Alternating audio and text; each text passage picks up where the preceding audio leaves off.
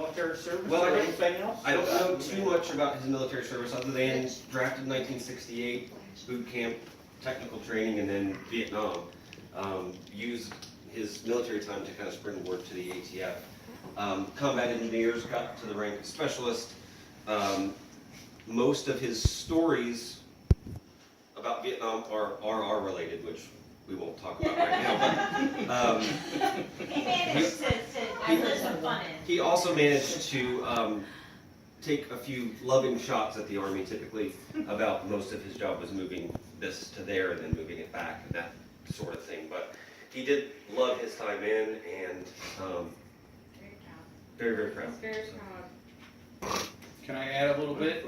Yes. So, Anybody like to the speak, unit please that do. Tom was a part of was the 20th Engineer Brigade, and I'm getting this just off of a Wikipedia site. But the 20th Engineer Brigade is a combat engineer brigade assigned to the 17th Airborne Corps, stationed out of Fort Bragg in North Carolina. And in the 1st of May in 1967, the unit was reactivated after being deactivated in 1958 for their role in Vietnam. And then again, it was deactivated in 1971, but I think he was in 68, so he was there in 69. Yeah. Yeah, that's what his flash is on his hat there. And after he came back to Vietnam, he was stationed in New York and was a recruiter for his final year. Oh, was he? There's also a very unique story. When he was drafted in Chu Chi, my aunt and sister might be able to add a little bit to this, and I don't have all the details, but I do know that his father, our Patball, was a fighter pilot for the Air Force, and they were military brats their entire lives. They lived all over the world. When he was drafted, my grandfather was not there the day to see him off. And my grandmother was livid, of course, when my grandfather came home and she said, "Your son just went off toward Vietnam and you weren't here to see him." And my grandfather found a way to get on a red eye, and he took it to Vietnam. And he was on the ground at Vietnam when my father got off the ground in Vietnam. He made it there before him True story. and said, "Hello, buddy," which is what they called each other. So his father met him there on the ground in Vietnam. He was able to bypass whatever he needed to do being in the military. And this is So- Papaw's flag. So we're going to put Papaw's flag with there.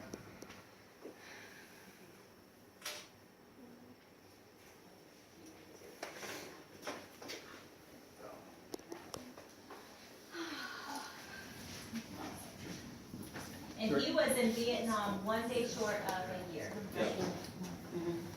Yeah, 364 days. Anyone else have anything you'd like to say? Yeah, I haven't known Tom that long. Every time he came by, he was, cheerful and upbeat. And the last few times I saw him, of course, he talked about his grandbabies and his daughters. And boy, did I get to meet a lot of them, either by phone call or email. What an awesome family you have, and thank you for inviting me here.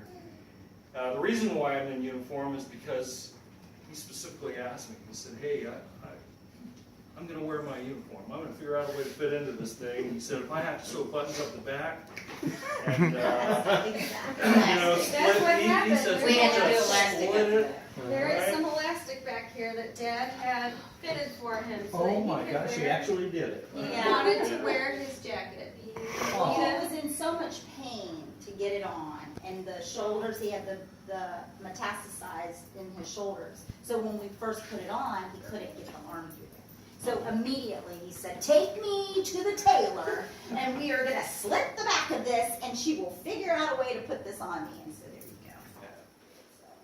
go. Well, every time he came by to see me, if there was a veteran leaving my office, he'd always engage with them and say, "Hey, when did you serve? Where did you serve?" And if they were in Vietnam, as most of my customers are, or were, what unit, they would talk back and forth.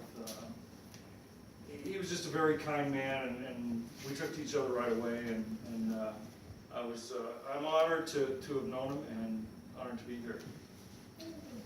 Thank you. Thank you, Terry. Terry.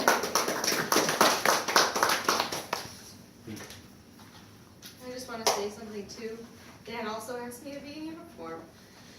I wasn't gonna cry, but I've had the opportunity to see him the last few months because we were trying to figure out what was wrong, and he asked me, "I need your help." So I came and I helped him, and he told me that I have his soul and that he's proud of me because I pursued the law enforcement and I have his drive and his ability to figure things out, investigate, and figure out the puzzle. And Dad taught me that, though. I found it fun. He was ATF, and everybody else was bored watching, hours and hours of surveillance tape. And I remember being in our dining room in Stony Brook. he took that place over as his office, and I'm just watching him stare at the same building for 8 hours. All right, what's going on? What are we looking for? Nothing, but Dad goes, "There's so much in here. There's so much here. It's the same building for 8 hours. There's so much here." And I liked it. I wanted to figure it out. I wanted to know what it was. So I'm not ATF. It didn't work out that way, but my job is just as cool. I work at the border. If nobody knew that, we have fun inspecting people and figuring things out and saving this country from terrorists and other bad things. But And Canadians. sorry if anybody is Canadian here, but that's where I work. So they all lie. So that was the joke, Dad.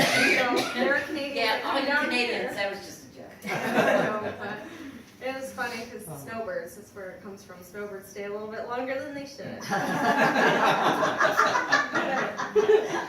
So Dad and I got a hoop out of that.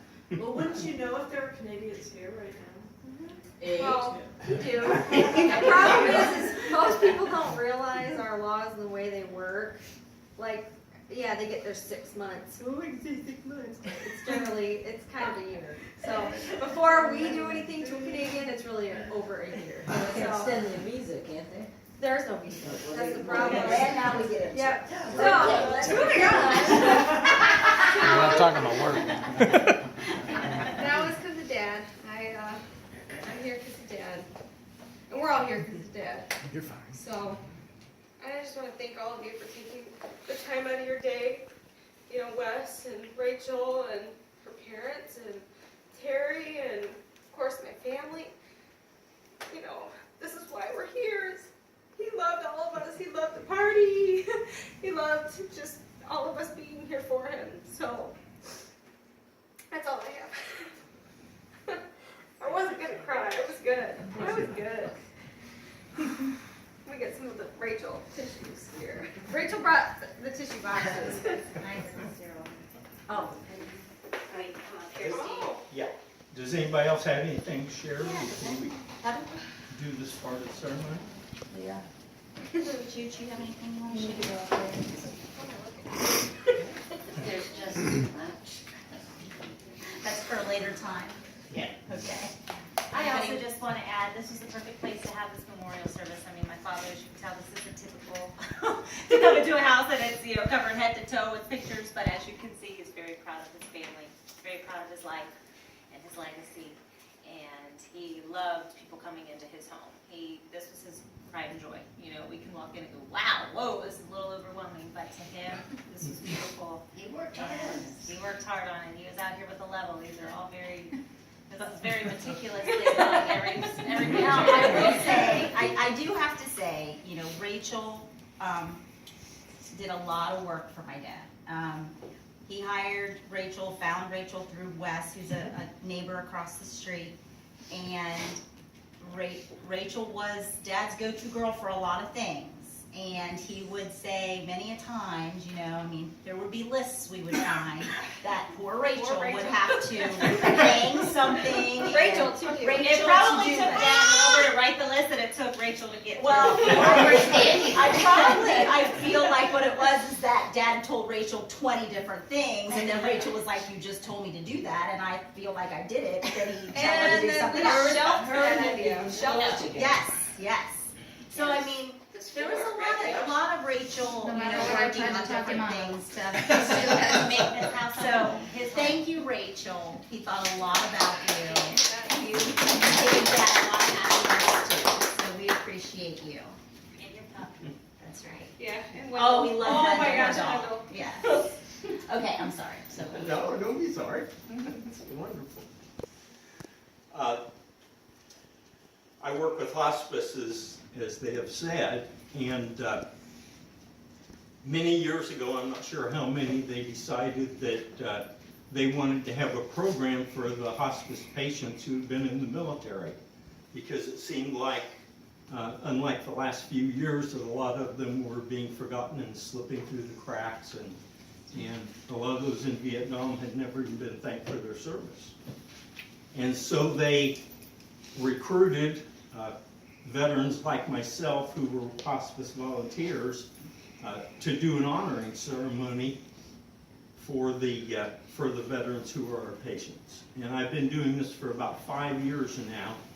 And first of all of you, I want to say that I have never seen a turnout like this for any of these ceremonies, or heard such heartfelt words spoken about a person, or seeing anyone be honored like what I'm seeing over here. I mean, it really chokes me up. Oh, well, good. Good. It's just good. really Not good, nice. it was shockey tears. I mean, I'm sad, yeah. Bring it out. It's nice to see people who really and truly, sincerely care about America's veterans. And thank you all for being here and for what you're doing for him. This is a very short thing, and since Dad's not here, I'd like to speak to all of you, and I'm so glad you're standing on that side with his uniform behind you, because I feel like he's right here with us, Yeah. right here and now. Someone get a picture of that, because he'd want that. I've never done the ceremony posthumously, but if anything, it's more touching than it is when the person is actually here receiving it, just because it's of what all of you have done. No person was ever honored for what he or she received. Honor has always been the reward for what he or she gave. We came here together to honor Thomas Johnston for his service to his country. My name is Steve Daniel, and I served in the United States Navy. It is my great honor and privilege to present you today with a Veterans Recognition Pin on behalf of your father and in honor of his service. On behalf of a grateful nation and the staff and volunteers of Tidewell Hospice and the Tidewell Honors Program, I would like to pay special tribute to Thomas Johnston for his military service to America and for advancing the hope and freedom of liberty for each and every one of us. Thomas Johnston, I know you're here with us, and for your service, sir, I salute you.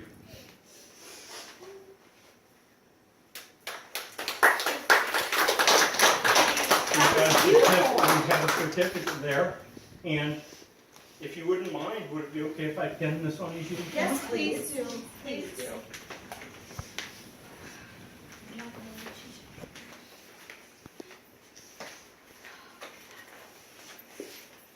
Yeah, that's so cool. What do you got to say now, Charlie? First time he's ever been speechless.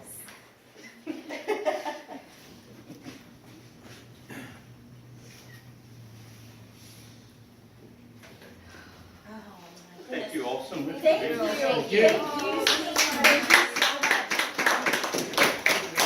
much. Yes, I hope that you'll stay. Like I said, we have plenty of food and we have drinks if you